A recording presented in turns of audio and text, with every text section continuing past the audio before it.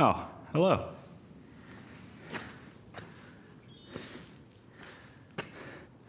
Today we are at a location that's been on my list for quite some time, and I think after my realization in Springfield about kind of what I like to shoot, I figured it was about time I come here. So we're at Fort Stevens State Park in kind of Astoria, Oregon, and it's an abandoned military base as far as I understand. So along with the theme of old abandoned historical places, brought along the film camera today. So I guess we should, get on to it.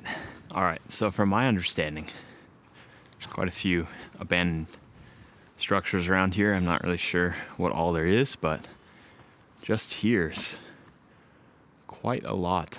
Wow. 50 millimeters, a little bit different than 35 for sure. Not that I know anything about focal length, but whatever. This lighting is nice. It's like sunshine, but not super harsh. It's kind of that halfway sunshine, which is interesting. I can see there being something around these parts of the structure. Switched hats. It's getting a little warmer than I expected. It's been torrential downpour the past few days, so this is kind of the first day of sunshine that we've had in quite a long time, so it's kind of nice. But dude, 50 millimeters is so much. You know how I said it would feel awkward to switch to a 50? Yeah, it feels awkward. I don't really know how to get what I want out of this scene. Oh, here we go. So we got the heart kind of peeking through. All right. David Russell. Who do we think that is? I don't know, probably someone important at some point in time. How about this first shot? Sick, bro. So I don't know if you can see, but like, there's kind of like a slant of the light there, and then this line running along. I think it looks pretty cool. Sick.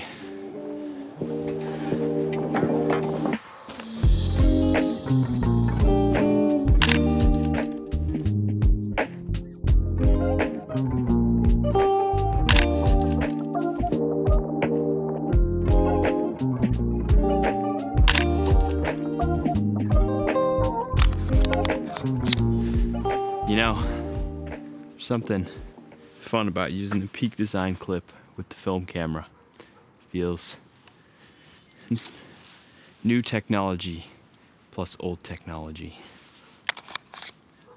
But with this film camera, for reasons unknown to me, they put the tripod mount on the far left of the bottom. So I gotta do it like that, but whatever.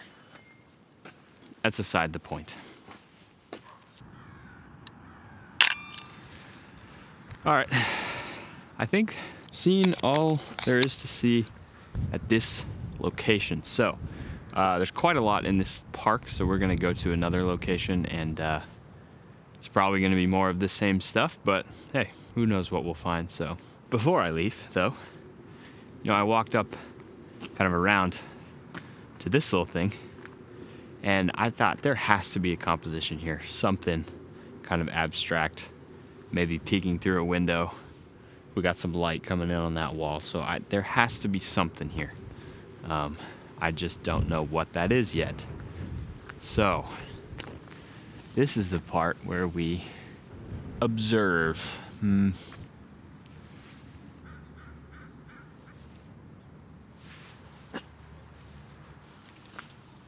Maybe I should actually look through the viewfinder and not just, well, see, that's the thing about the 50 millimeter is it's kind of nice because it really does match what you see. So looking for compositions, I mean, it is necessary to do this, but it's a little bit less necessary with the 50 millimeter because it's kind of like, that's what it is. And you just have to figure out how far away you need to be. But I don't know. I'm struggling. Maybe this. Yeah, this is interesting actually. I'm not shooting this building. Actually, I'm shooting down this way.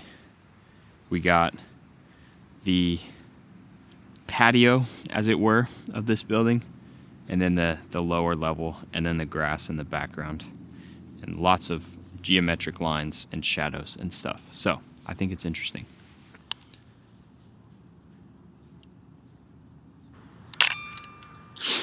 There's a lot of lines that are kind of intersecting and geometry, and there is grass in there, but grass in this case is kind of similar to the sky because there's no detail in it, right? Like when you look at this building against all these trees, there's a lot of variation in like color and light it makes this building a little bit harder to see. But with the grass, it's kind of all just one blank slate, as it were, kind of like the sky. So it's easier to kind of abstract a subject on a background that's not busy, I guess is kind of what I'm trying to say. So, and I think this location specifically is about structure and like lines and texture, and so I want that to be the subject of the photo, not whatever's in the background. So anyway, but we shall be moving on. Many locations to see. I wrapped up 13 photos at this location, so hopefully 1 out of 13 turns out to be a good photo. Fingers crossed. Well, it appears I've stumbled upon another battery. I think that's what they call it. I really like this one, so I think we're gonna start here. And there's a lot of these little windows that are kind of letting in the sunlight, so I think that's kind of a cool look to it.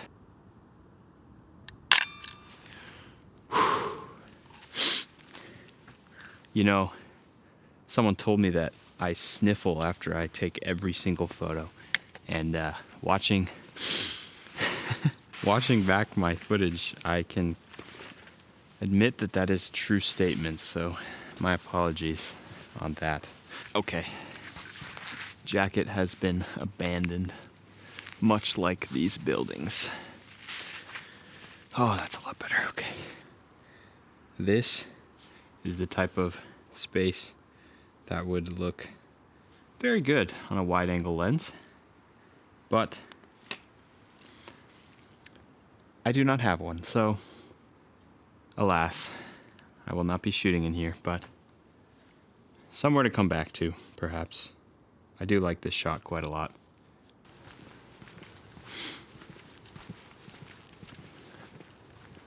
Okay, that's probably far enough.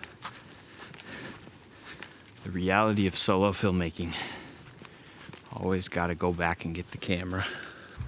I have come across some sort of paved path. I don't know if it's not a road, but it perhaps is a bike path, but that's beside the point. I think these are quite interesting. Got some bikes coming through. It is a bike path. You guys can come through. Oh, continuing on with what I was saying. What was I saying? Oh, I forgot to wind the film.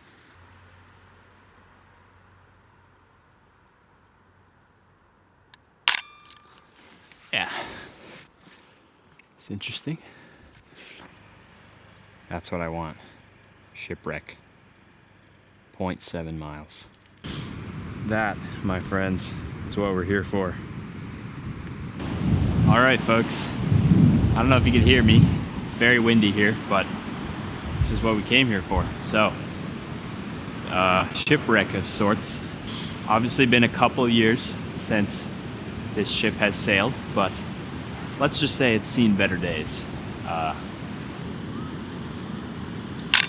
Little, what are they called? Dutch angle. That's what they call that.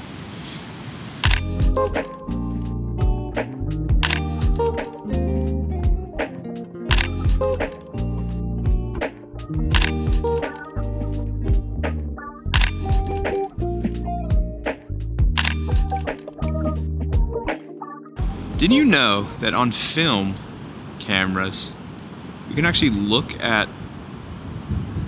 Oh, let me take this photo first. You can actually look at what the depth of field will look like before you take the photo. When did they get rid of that feature? That is cool. I guess they have live view, so I guess it's kind of the same, but whatever. All right, folks, we've arrived at another battery, I believe. And you know, I read the name of this somewhere, but I can't remember where I read it. So I don't remember what this is called, but we're just gonna kind of roam around and see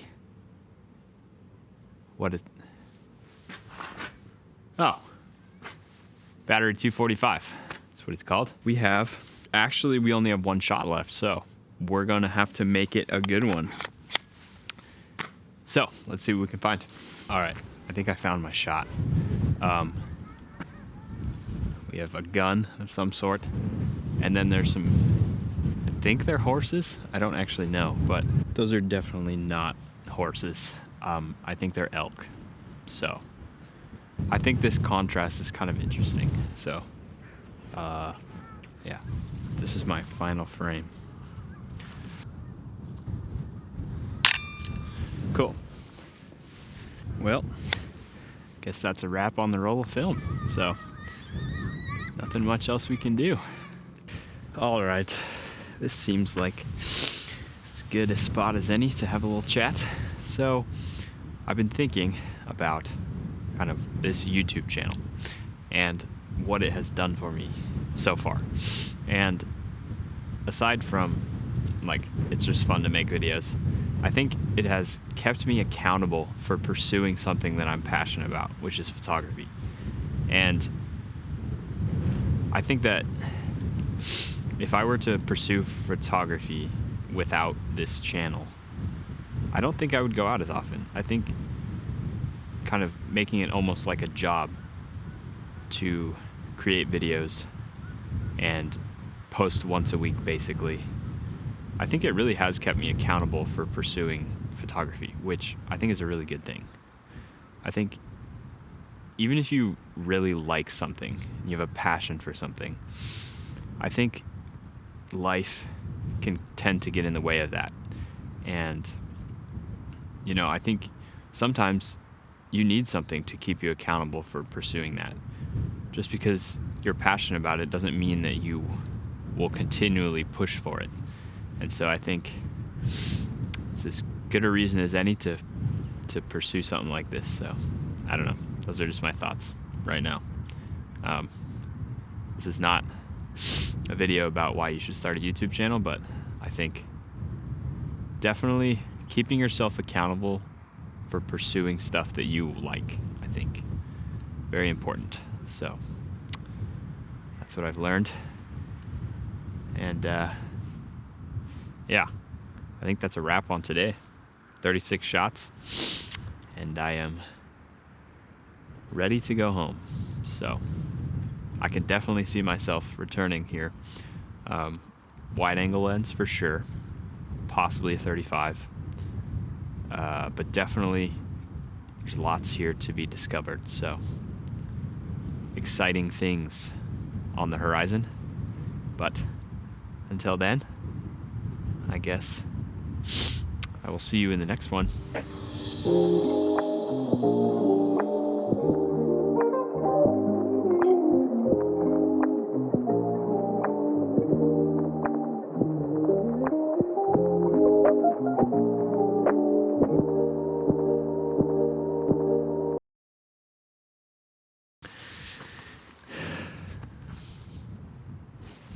It's a big gun.